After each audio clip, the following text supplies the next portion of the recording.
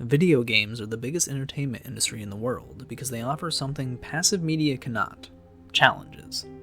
The very essence of playing video games is to struggle against obstacles meant to block players from an objective, both of which are determined and implemented by the video game. As such, video games simultaneously encourage and deter players from achieving goals. These contradictory forces within video games account for their massive appeal and serve as a major source of their psychological and behavioral effects on players. This is the first paragraph from a research report in the Journal of Media Psychology, Theories, Methods, and Applications entitled "Don't Give Up. Can the competitiveness and difficulty of video games build persistence for a subsequent non-gaming task?" The study's goal was to determine whether or not the competitiveness and difficulty of a gaming task could influence a player's ability to persist and complete a task directly following the gaming task. The study highlights that video games can admittedly have both positive and negative outcomes, though the purpose of this particular attempt is to focus on the positive aspects of playing video games, as there is no shortage of studies investigating the proposed adverse effects of video games. An example of this is demonstrated early on by the authors of the study, in which they write, "Struggling to overcome an opponent or challenge in a video game can be frustrating because it thwarts a need for competence, which, if directed toward others, leads to aggression. However, players most likely direct such frustration back into the game by redoubling their efforts to achieve unattained goals. If players' persistence is rewarded with success, then their fundamental need to feel competent is satisfied and their gameplay becomes more enjoyable and intrinsically motivating." I find this quote to be especially pertinent and applicable to Dark Souls, and realistically most modern FromSoftware games. While there are certain videos floating around of people who go into a berserker rage and destroy property around them, this isn't the norm, and I would argue that Dark Souls players are more likely to funnel that frustration back into the game for a few reasons. The primary of which I think are the loss of souls, aka experience points, as well as the daunting tasks of competing with oneself. The first aspect of the Dark Souls experience is fairly well known, and is a much more commonly used game mechanic, and I think this aspect of Dark Souls, along with its difficulty based on timing and patience, leads the players feeling as though they are competing against themselves, more than they are competing against the enemies in the game. When you die in Dark Souls, you have to demonstrate that you can reach the same location in which your character originally perished, and at the very least collect your souls before seeing the infamous "you died" screen once again. Dark Souls is very much so trial and error, and it's largely up to the player to improve or adjust the way they approach the game, especially combat, and thus the game at face value is about overcoming difficult enemies, but really it's about overcoming your own inadequacies and mistakes, as the enemies are not going to change, especially not in the first Dark Souls game. In that regard, it's up to the individual player to understand why they are unable to beat a particular enemy or boss, as there's likely a reason. Are you blocking at the proper time? Are you managing your stamina? Are you learning their attack patterns? For me, I have an issue with charging in headfirst, as many of the games I played growing up prior to Dark Souls did not punish me as heavily for making mistakes or assuming that I could dispatch an enemy much quicker than I really could. And a lot of this comes down to the patience that one must learn to be skillful in Dark Souls.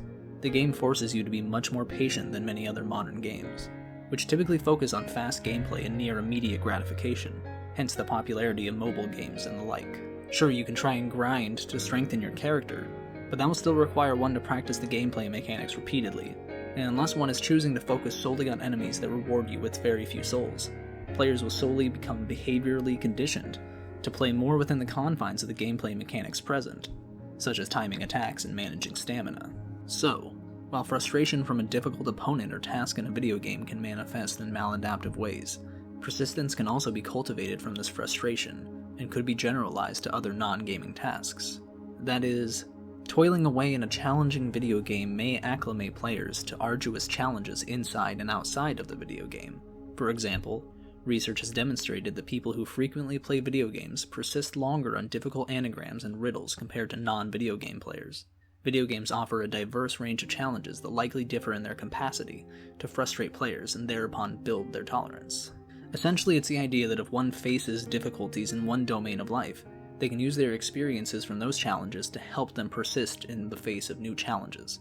And video games can be an exceptional arena for virtually challenging oneself, as the difficulty of a game such as Dark Souls may offer a strict threshold for success, but it allows one to practice facing those feelings of frustration and inadequacy with unlimited attempts to redeem oneself, all while existing in a virtual space that won't directly impact your life in other ways. In a way, Dark Souls is a way to practice dealing with difficulty and hardship, and how one can adapt and learn to manage those challenges more effectively. The Don't Give Up study employed an interesting method in their procedure, as players were tasked with completing the gaming task, and then were asked to complete anagrams, though some of the anagrams were actually unsolvable. Interestingly though, those who faced more difficulty while playing the game were more likely to persist in trying to solve these anagrams. The exact reasoning as to why this happens isn't exactly clear, though there are a few likely possibilities. The primary one discussed by the study authors being that the subsequent persistence of the players could be due to trying to repair the negative moods from failure during the game, or as an attempt to prolong positive feelings from success at the game. Though, either way, this seems to suggest that whether or not one failed or succeeded at the gaming tasks wasn't a major factor in whether or not they persisted on the unsolvable anagrams, which could mean having been presented with the challenge in the first place emboldened players to take on more challenges immediately after playing the game. Moreover, results indicate that neither objective performance nor competence perceptions were significant covariates or changed the pattern of results, suggesting participants' subsequent persistence may not have been motivated by competence satisfaction or dissatisfaction due to their performance. Such results suggest that competitive elements in video games encourage players to persist against challenges regardless of their ability to overcome them. Obviously, this can be problematic if one has this mindset and does persist often on impossible tasks, though in reality, there are few truly impossible tasks that one will face in their everyday life, and this sense of persistence can be greatly beneficial when challenges are achievable. Furthermore, as competence ratings did not affect performance or persistence on difficult tasks, it suggests to me that something being challenging does not inherently threaten psychological competence, even though many would intuitively assume that it would. Challenges in virtual spaces seem to be particularly beneficial, with few threats to feelings of competence, at least in this study. I wonder if this could be due in part to the minor successes one can experience in nearly any game early on, even in Dark Souls. The enemies one faces in the Undead Asylum at the start of Dark Souls can be somewhat challenging to get used to right at first, particularly if it's your first FromSoftware game. However, they are not the most intense enemies in the game, in fact far from it, but they are still challenging enough, especially the Asylum Demon, in order to instill that initial motivation and feeling of success that one can achieve in the game on a much grander scale, such as one finally defeats the likes of Ornstein and Smo. I think back to the first line of the study, which is that video games are the biggest entertainment industry in the world because they offer something passive media cannot: challenges. Movies and television can't exactly prepare you for challenges as well as something not only interactive, but interactive and challenging. Watching a character overcome challenges or hardships can be inspiring and evoke powerful emotions, but actually controlling that character and overcoming those hardships yourself is much more behaviorally and psychologically impactful, as it's more direct and hands-on experience than simply watching a film. Hardships and challenges are a part of life, and they are most certainly a part of Dark Souls. This sentiment largely extends to other modern FromSoftware games, though I believe Dark Souls embodies the idea more than something like Elden Ring, as Elden Ring is far more numerous in ways to reduce the challenge of the game than the original Dark Souls, or even Demon Souls.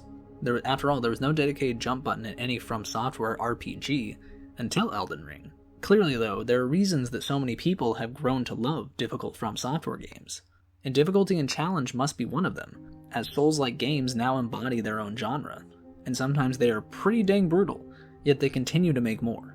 Just go check out Iron Pineapple if you want to see just how broad and diverse the Souls-like genre has become as of lately.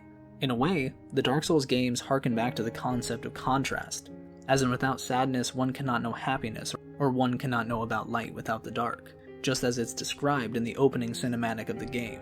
In the Age of Ancients, the world was unformed, shrouded by fog, a land of great crags, arched trees and everlasting dragons. But then there was fire, and with fire came disparity, heat and cold, life and death, and of course, light and dark. If one were to live a life without any challenges, would one ever know true happiness or joy? Sure, it's a bit philosophical, but true success, and often happiness, is not attained without some level of struggle. Like in life, in Dark Souls, the lower the lows, the higher the highs. Thanks for watching.